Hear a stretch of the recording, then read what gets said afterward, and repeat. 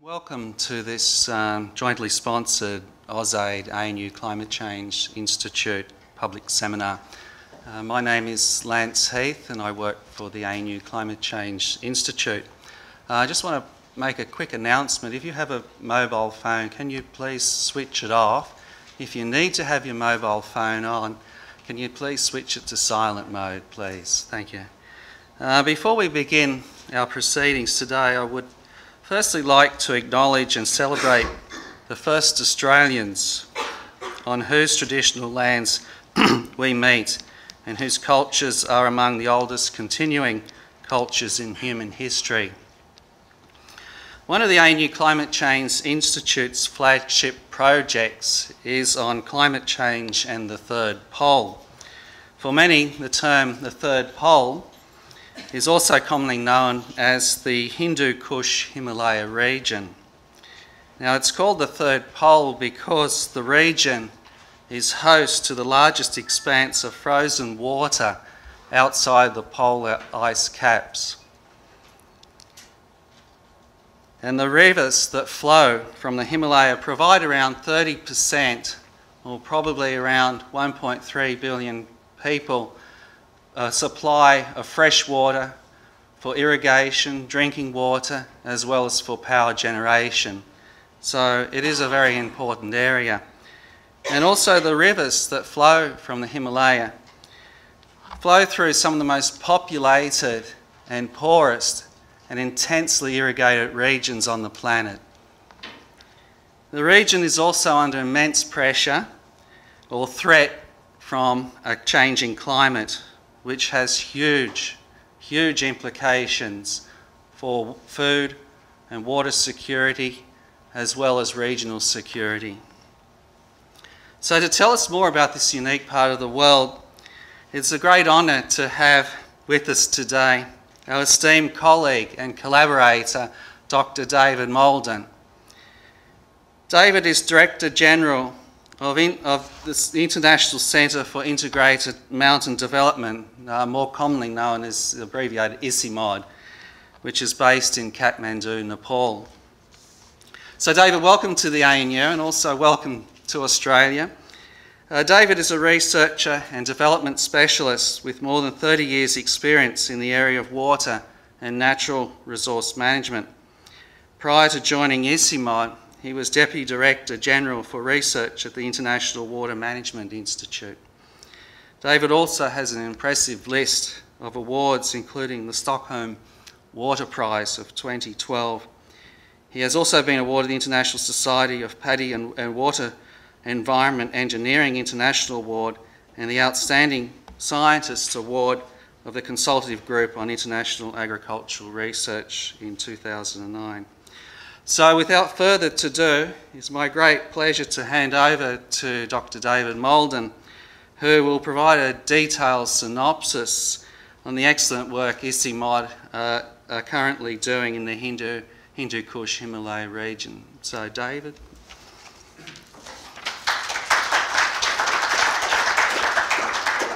Thank you. Thank you very much for that introduction. In fact, it was so good, you just stole some words right out of the speech, so I don't have to say those again.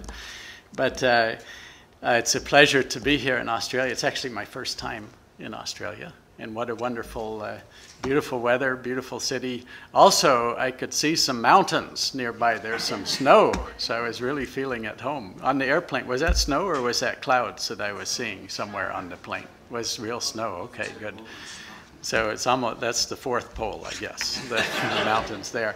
Now, is there a pointer? Because I love this picture, so I was just going to point some things out. Or else I can do it with anyway, it's okay.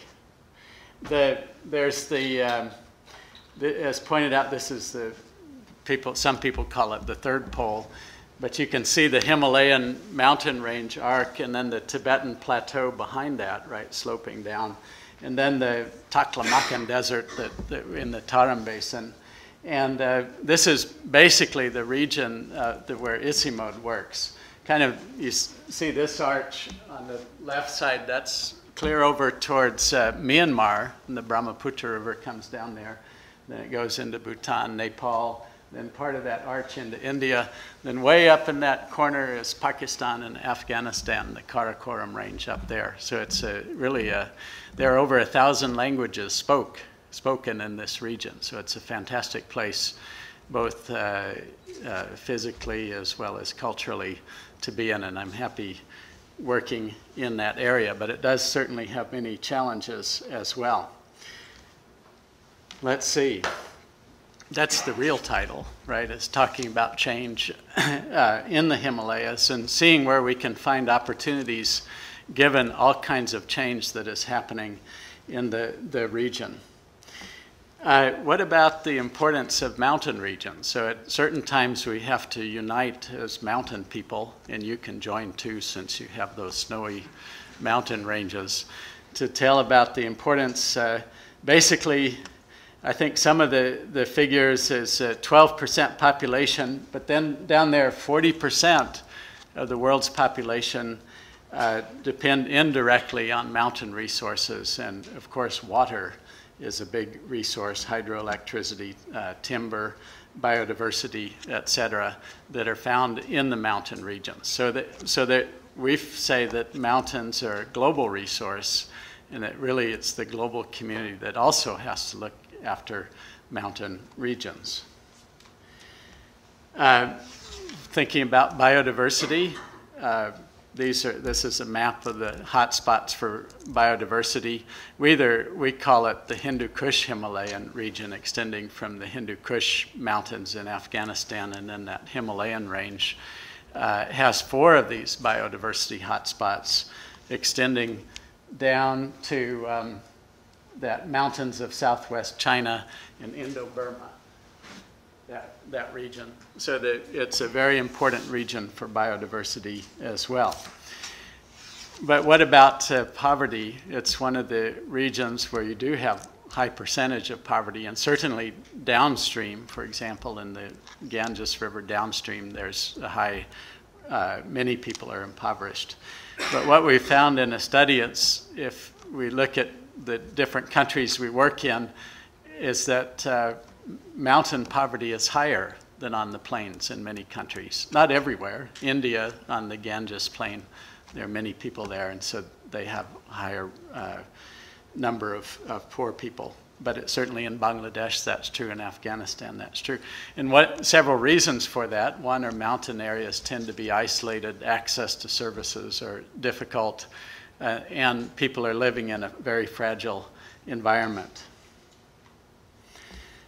So a big question then comes up: how can mountain people adapt to a changing ecological and social environment? And not just mountain people, but people dependent on mountain resources.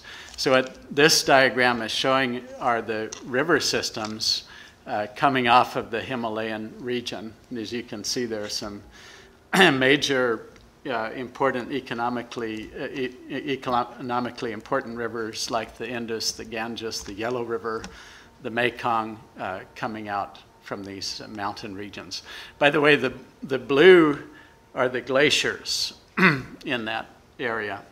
And with climate change, there's been a lot of questions about what's been happening to the glaciers, to the snow and ice in the Himalayas. Now come and get back to that question about the glaciers.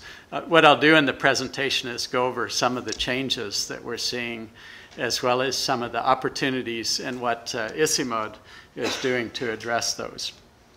But I think it's certainly an important region, thinking about food security, thinking about the potential for conflict, thinking about poverty. It's an area that does require a lot of attention.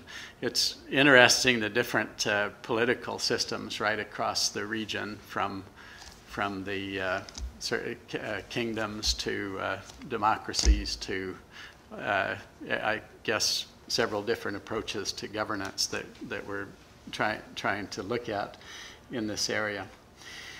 But before I get to the glaciers, I wanted to come back and talk a little bit just about some of the changes. I lived in Nepal about 20 years ago, and the area is certainly a much different place, not just because of the glaciers. There are roads all over Nepal when there wasn't before, for example. But one of the things that's happened significantly is migration. People are moving out of the countryside, and who is moving? It's mostly the men moving out and leaving the women behind in the villages to take care of the natural resources. And this is true, as you can see, right across the different countries.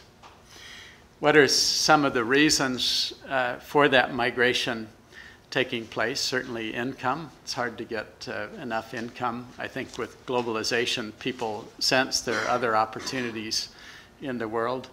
But going down the list, there's hazards are also a reason why people say that they're migrating out of mountain areas. So it's something, if I talk about migration in the region, it's one that is an emotionally charged topic because a lot of people think that people should stay up in the mountains. Why are so many people living? How do we get people back to the mountain areas? But on the other hand, it's such a strong force. Maybe there are ways to work better with migration when looking toward solutions, for example, with remittances. Now I'll come, I just did that to remind that when we talk about adaptation, it's to climate change, but certainly all kinds of other changes that are going on in the region. Now, here's what this is telling us is that with climate change, the tendency is that the temperature increases faster at higher elevations, right? And there's some, I'd say, an incomplete data set that's showing this. And this has all kinds of repercussion. It's one of the reasons we see increased melting of snow and glaciers. But also, if we think about agriculture, there's a shift in cropping patterns, there's shifts in diseases, there's shifts in the composition of biodiversity, probably because of this temperature increase. And in addition to that, we'll talk a little bit more about the changes in precipitation.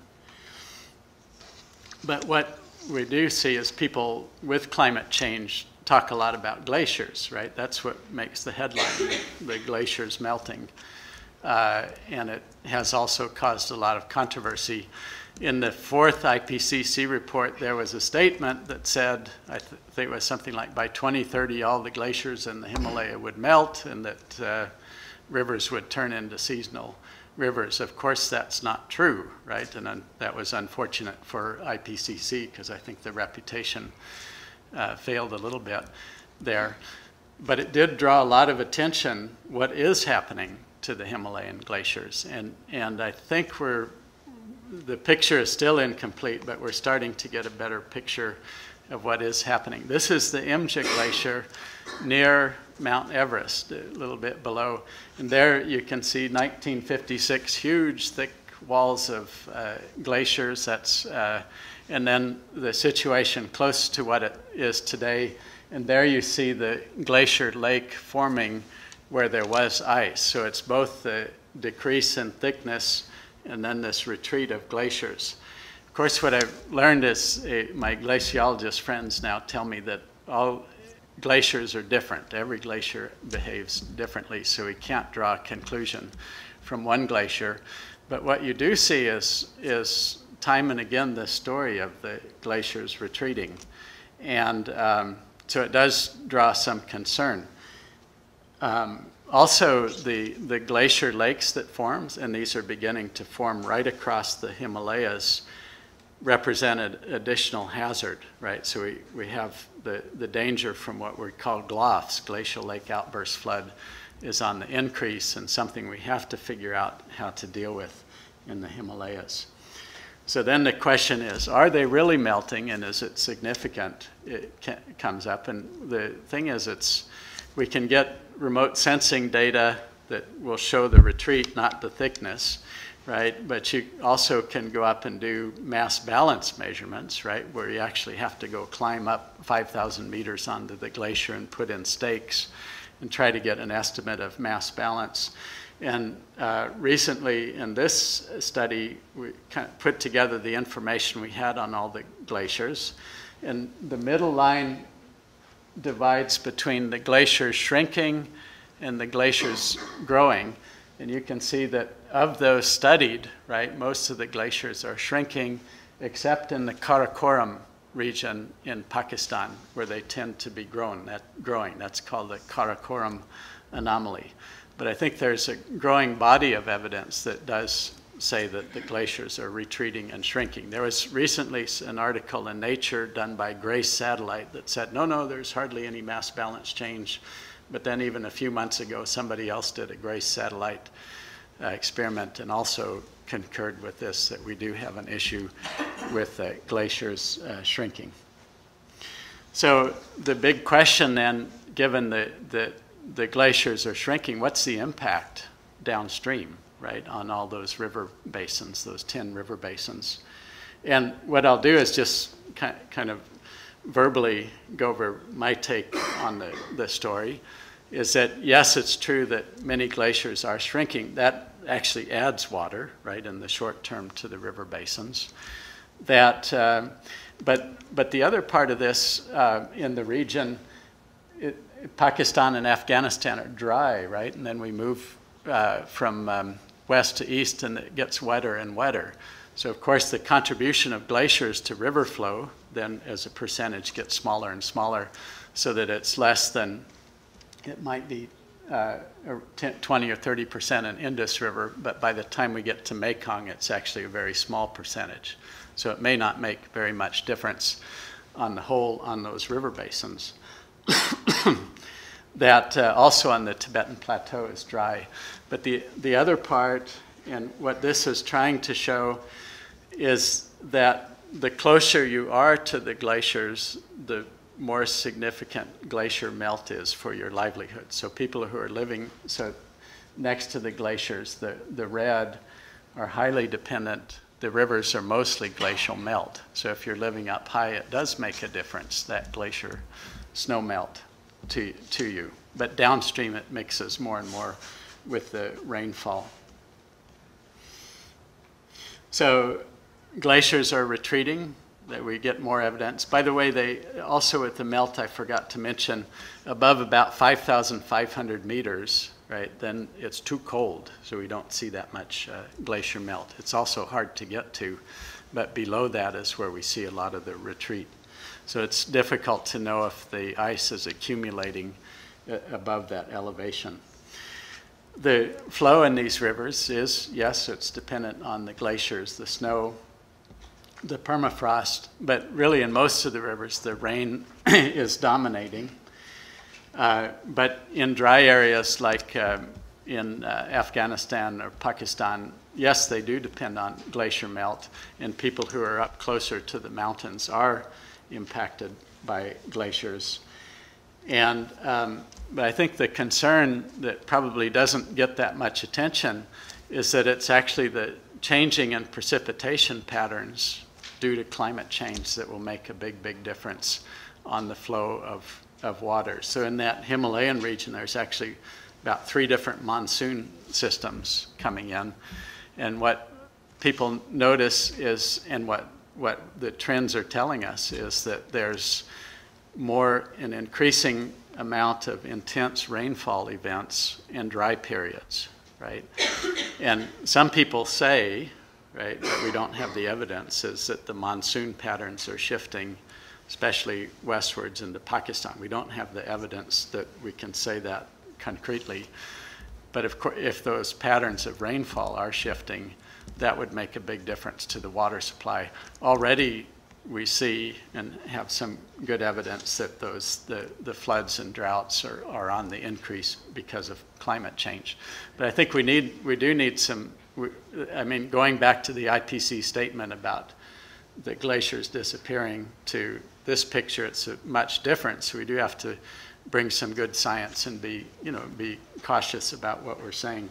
But I would say that climate change does appear to be very real in the region. This is another, what people are talking about more, have recognized, is this story of black carbon and short-lived climate forcers. And this is the atmospheric brown cloud, or Asian brown cloud in the region. quite a striking diagram in the skies, and definitely when you go to Kathmandu you see this. And what happens, people modeling results have shown, is that actually bumps up the temperature increase, right? It actually contributes to glacier and snow melt, the black carbon, because it lays down its black soot on the glaciers themselves and changes the reflectance, and then also is not very good for your health. So it's an effort, while climate change reducing carbon emissions would be global, this reducing these short-lived climate forcers could be a regional effort. So there is perhaps benefits in regional cooperation and actually reducing the impact of climate change if we could address black carbon. You'd have to do this in many different ways, from the biomass burning that exists, from the way people are cooked, the brick kilns, and the diesel smoke in the region. But it's something worth paying attention to, because it's almost, you can grab that one. It seems easier than mitigating climate change on a global scale. This is a newspaper article just clipped a few weeks ago in Kathmandu. We've had pretty big floods. The region gets hit by flood quite frequently, but you begin not to hear about it anymore because it just happens so often. But this one, 1 million people displaced and deaths, flooding on the Brahmaputra River. And so this is saying, well, there's been more and more floods in the HKH, the Himalayan Hindu Kush region. And this one is giving us the recent flood events, the events in Pakistan in recent years, but also on the Koshi River Basin, have been quite significant in terms of loss of life and damage. And while we can say maybe it's that more intense rain that drives it, certainly that's not the only factor. It's probably how people manage the water. It's probably that there's more people living on dangerous floodplains that make a difference here too. And the other part of that story is the huge amount of sediments coming down from the mountains. And that black coffee water is just adding a huge load of sediments into the river system that kind of makes the rivers change course downstream as well, and adds to the flooding hazard. And what people are doing is, the typical response is downstream to put up these flood embankments.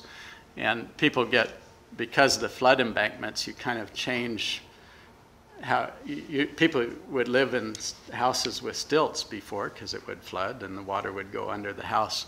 But now the perceptions of risk change, and people are willing to live right up on the embankments.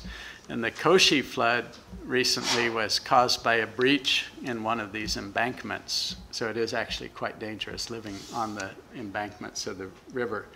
When you start building these embankments, in a way you get trapped in a policy, because you keep having to raise the embankment as the riverbed goes up as well. So whether that's the best strategy or not is a question. So, okay, that sometimes, you go talk so much about the issues and problems, it seems insurmountable, but actually, I think that with change, you can also think about new opportunities as well. So what has happened in the region, think about India, China, Pakistan, Nepal, is that it's a difficult region for people working together, and for many reasons. But what has happened is that these floods, right, the climate change, what's happening to the glaciers, has actually opened the door towards more regional cooperation, right? The Indians want to know what's happening to the glaciers, right? People downstream want to know how to deal with floods. So it looks like there's an opening window where people are willing to cooperate regionally. With more people moving to cities, there's more income, more demand for mountain niche products, for example, medicinal herbs or beautiful mountain apples. I think globally there's a recognition more of ecosystem services and the value of these ecosystem services, and I think there is a recognition that mountains have great value in providing those. If we look at remittances, right, what's happened, somebody was telling me that about 1/3 of the average family income was from remittances in Nepal. There's a huge source of money coming in. Is there any way that remittances could be used for sustainable mountain development? I think we can bring our modern science, our remote sensing, GIS modeling technologies really to bear on some of these problems. So I do think with change there are opportunities that can really help solve these problems. What I want to do is just tell a little bit about ICIMOD and kind of what we're doing, and also use that to highlight some of these opportunities. ICIMOD is, the dark blue area is the area of ICIMOD, so we cover 8 different countries, right, from Afghanistan, Pakistan, Nepal, Bhutan, India, China, Myanmar, and Bangladesh. But also we recognize that people downstream are dependent on what happens in the mountains, so that's what we consider our greater region. By the way, as an organization, we're an intergovernmental organization, meaning that the 8 different countries sit on our board, and we're accountable to these 8 different countries, right? So it's so when we make a plan, our strategies, the governments have to approve that these are the way to go. And the vision is improved livelihoods for women, men, and children in a sustainable environment. But the way we do that, our mission, is through knowledge and regional cooperation. So we're about mountains, yes, people and environment. We're a knowledge center. But interesting, what I think has happened is ICIMOD as an organization is filling this regional niche, right? Not substituting for what different countries can do, but looking into how countries can cooperate to deal with some of these problems. So I think here I can just say that about 70% of our work is either sharing knowledge about common issues or actually doing transboundary work in the region. And then some of our work is on the global stage, say with CBD or UNFCCC, getting issues of mountain on the scale. We try to link science, good science. That's why, by the way, we like partners like ANU to bring that into the region, but then have that link into policy and practice really to make change and to make a difference. So we kind of view ourselves bridging that science and policy interface. And the way we structure is I have different regional programs that cross boundaries. And 2 different types are landscapes and river basins. So what we did for the region was we draw these transects to get a picture of what's happening, to add that database, what's happening in the Himalayan region. Then within those we have different transboundary landscapes where we work with more than one government at the same time around conservation objectives. So for example, we set up wildlife corridors between national parks in different countries. Then the other type of geographic unit are more these river basins, right? So you have all these wonderful river basins that are important for food security, hydropower, et cetera. And now we're working more on the Koshi River that I'll come back to, as well as the Indus River. The other example of a landscape we work on is the Mount Kailash sacred landscape. This one is quite fascinating. The way we defined the area was actually based on the pilgrim route up to Mount Kailash that goes through India, Nepal, and into Tibet. And so there's a link other than national boundaries. And then within that, one objective is, yes, to make that pilgrim route easier for people to get to Mount Kailash. But within that, trying to look at ways of maintaining biodiversity as well as improving livelihoods. But just just that for the Indians, right, that we were trying to deal with this pilgrim route made that quite appealing to the Indian government, and the Chinese in Tibet have also accepted this as well. So it's an area where all countries have agreed to cooperate. And we can get more science. We have a framework for regional cooperation in this area. So we do regional programs around adaptation to change, looking at community levels, looking at these landscapes, right, where we integrate different pieces, the rangeland, the forest, the cultural trekking of the landscape. We do work on river basins, and we do work now with on the Koshi River, on the cryosphere and atmosphere. So we're trying to get a better picture of what's happening to the snow, ice, and permafrost.